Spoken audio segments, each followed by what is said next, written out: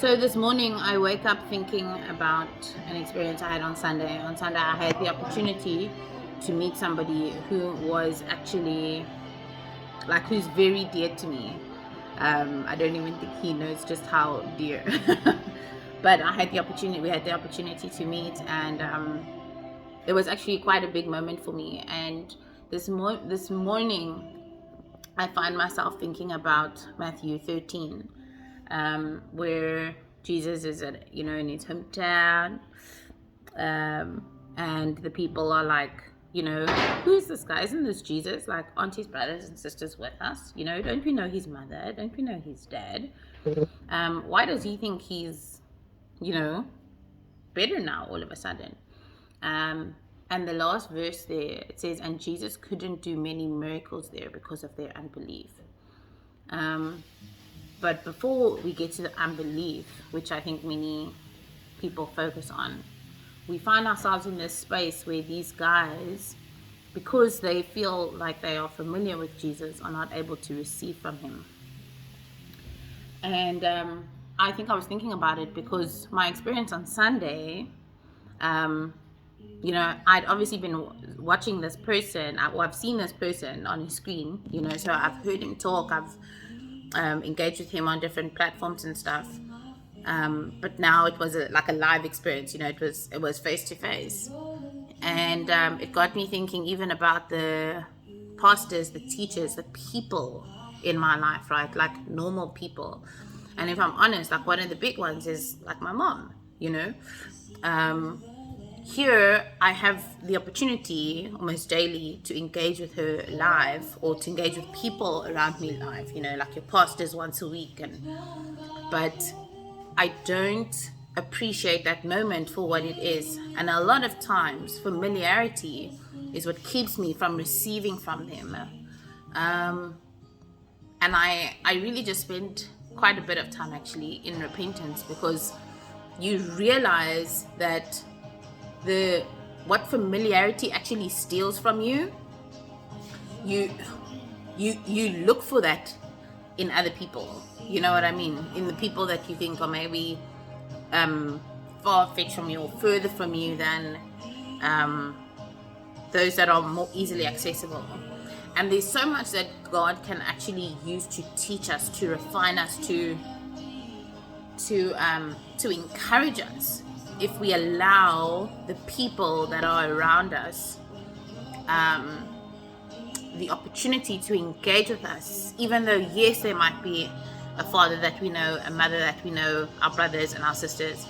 Because what caught me about that verse is if I allow myself to rest in that place of, oh, but don't I know you, in that place of familiarity.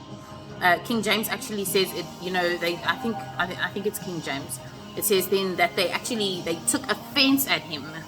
You know what I mean? And I think I was able to trace in my life as well how from familiarity I allow offense to come in, and then it leads to unbelief.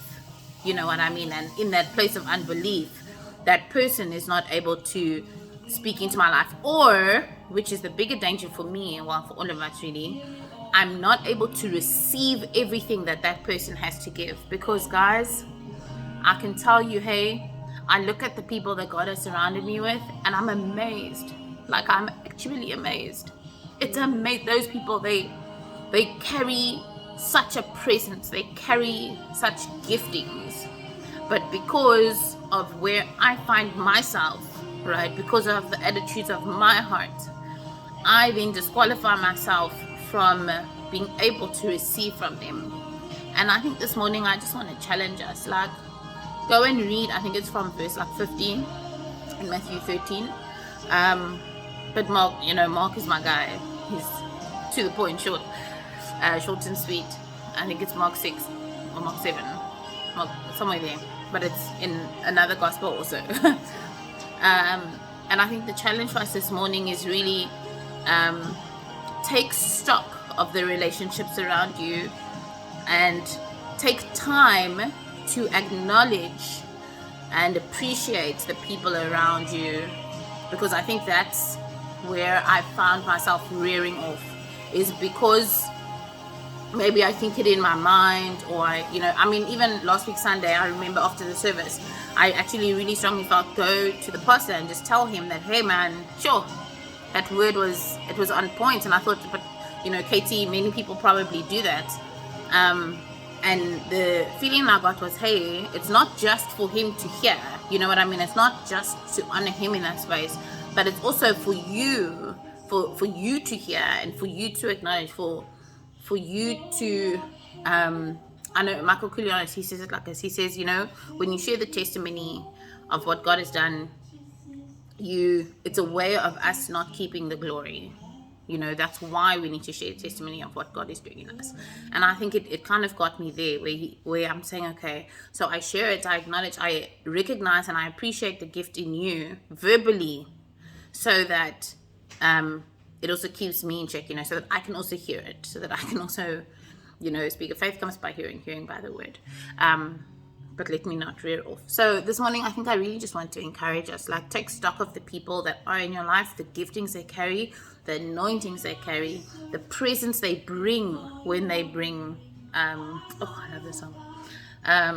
When you guys are in communion, and appreciate them. So,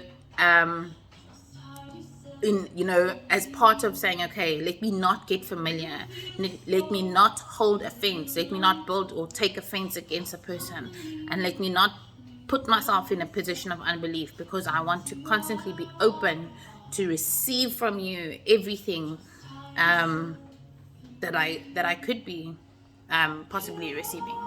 So yeah, man, I don't know how it's gonna hit you, but it hit me in quite a deep spirit of repentance, and I'm hoping to do better. Right? When we know better, we do better. We do the best we can until we know better, and then when we know better, we do better. So have a good one.